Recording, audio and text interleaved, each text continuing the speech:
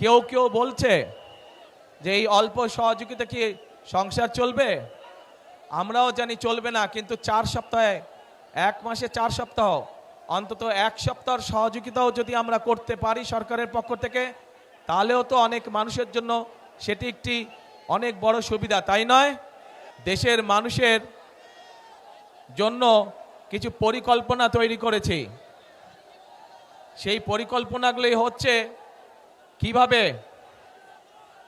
একটি পরিকল্পনা হচ্ছে যে কিভাবে দেশের যে নারী সমাজ আছে, বিশেষ করে গ্রাম অঞ্চল সহ শহর অঞ্চলের যে যারা পরিশ্রম করে খেটে খাওয়া মানুষ, এই মানুষগুলোর ভেতর পরিবারগুলোর মধ্যে নারীদের জন্য একটি ফ্যামিলি কার্ড আমরা দিতে চাই।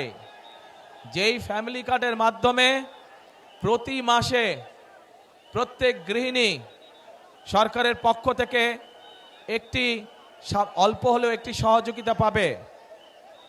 কেউ কেউ বলছে যে এই অল্প সহযোগিতা কি সংসার চলবে।